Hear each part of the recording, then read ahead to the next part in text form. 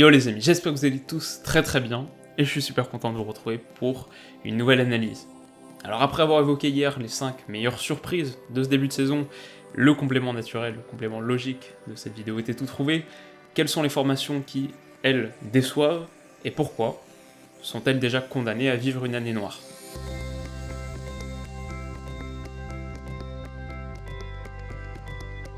Alors déjà pour commencer, comme hier, c'est pas évident de parler de tout le monde en une seule vidéo, c'est pas le plus souhaitable non plus.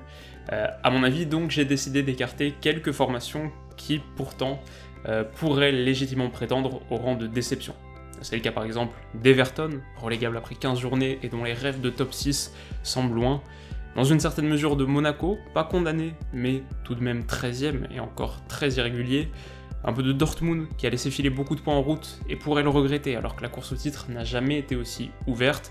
Enfin, Manchester United a battu Tottenham hier et va un peu mieux, mais est déjà à 8 points de Chelsea, 4ème.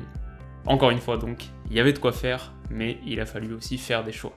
À la 5ème place du coup, et pour démarrer, j'ai distingué un club auquel on pense peut-être pas très souvent en France, qui pourtant, en matière d'histoire, en tout cas de palmarès européen, vraiment pas grand chose à nous envier, et surtout, je dirais dont la dynamique récente est fascinante, c'est Anderlecht. Alors on en a un peu entendu parler cet été avec l'annonce fracassante du retour de Vincent Kompany en tant qu'entraîneur-joueur, j'avais même prévu d'en faire une vidéo à l'époque, mais ça a finalement pas duré très longtemps. Un enchaînement de mauvais résultats a conduit Kompany à se réaxer progressivement autour du rôle de simple joueur, en tout cas les jours de match, et après une succession d'intérimaires, c'est la légende des Mauves Frankie Vercauteren qui est devenu l'entraîneur principal.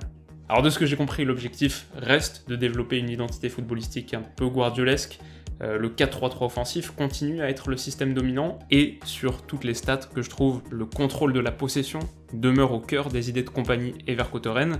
Peut-être donc que cette obstination stylistique paiera, peut-être qu'elle explique aussi en partie ce début de saison raté. Avec seulement 5 victoires en 17 rencontres de championnat, Anderlecht est 11ème à 7 points des places de Play-off 1. Et on est obligé d'y lire quelque part une sévère sous-performance, parce que du point de vue individuel, cette équipe a du talent. Kompany déjà, mais aussi Nasser Chadli, signé cet été, comme Michel Vlap, qui est arrivé d'Erenven à prix d'or et qui pour l'instant déçoit, Kemar Roof de Leeds, la pépite formée au club, il y arrive Versgaren, dont je vous parlais en début de saison.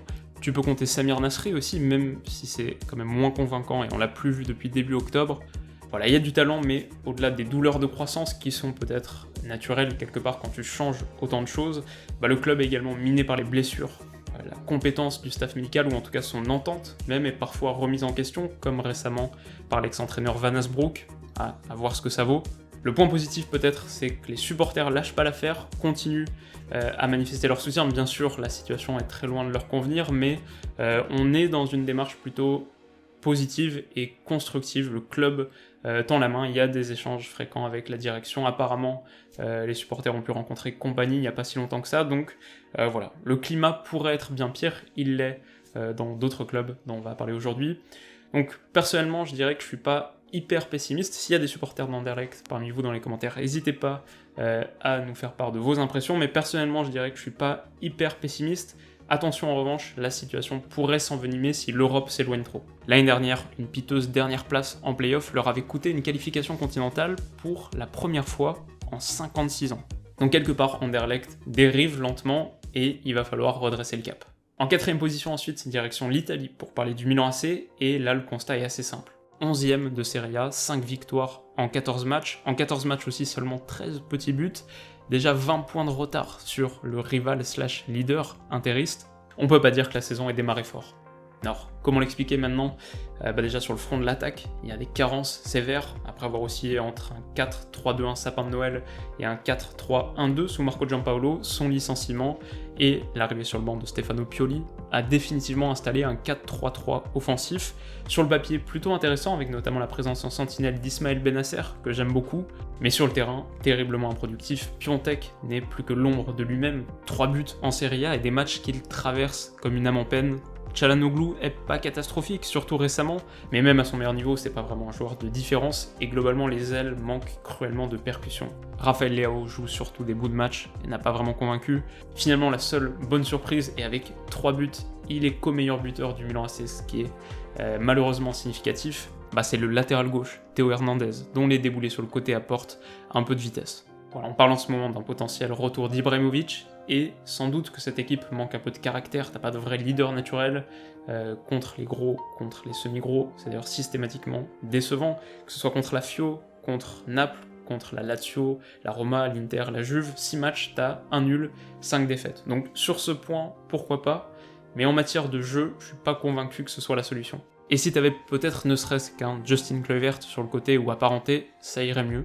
En tout cas, force est de constater que c'est une situation assez triste pour un club historique qui l'année dernière avait fait un gros mercato d'hiver, j'en avais fait une vidéo, et se dessinaient peut-être les contours d'un retour en forme, mais au-delà même des difficultés conjoncturelles, le tableau structurel fait peur. Voilà, l'année dernière, l'AC Milan a enregistré une perte de 146 millions d'euros, déficit record qui a été annoncé il y a quelques jours.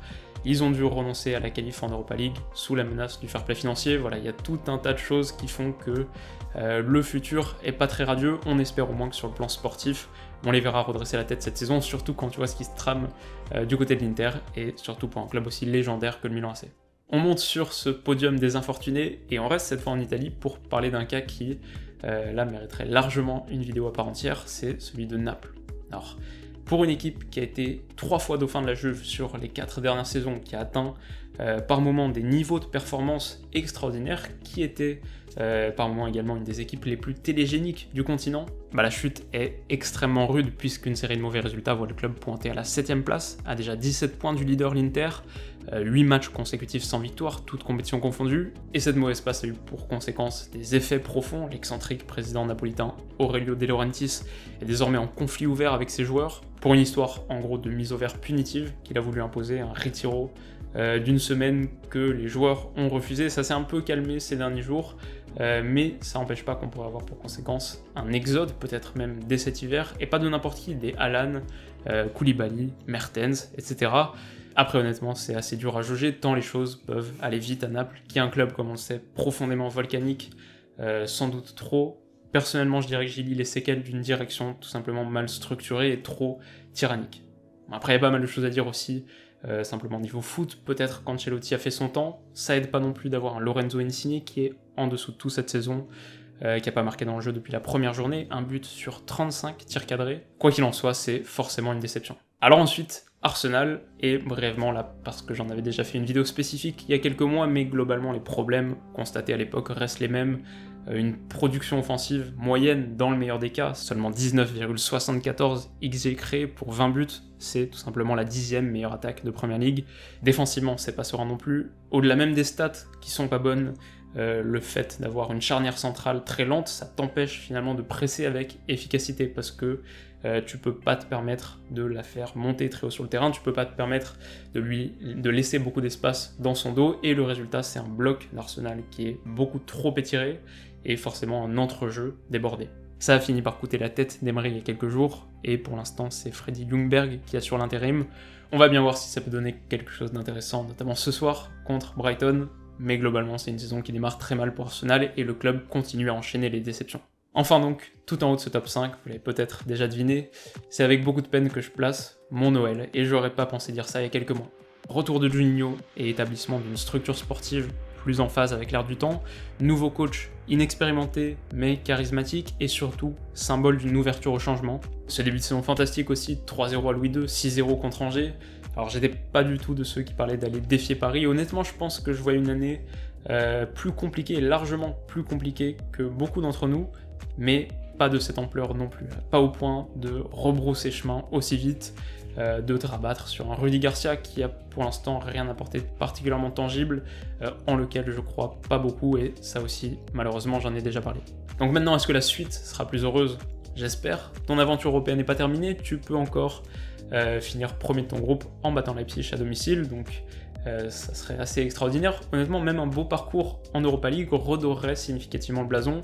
En Ligue 1, t'es 10e, mais 4e si on regarde les expected points, et pas tout n'est à jeter non plus.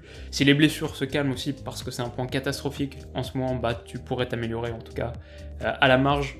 Voilà, on va garder un œil là-dessus, c'est une situation à surveiller et vous pouvez compter sur moi. Je pense qu'on refera aussi un point, on refera une vidéo, parce que ça fait partie de ces équipes, comme pour d'autres, où il y a beaucoup à dire.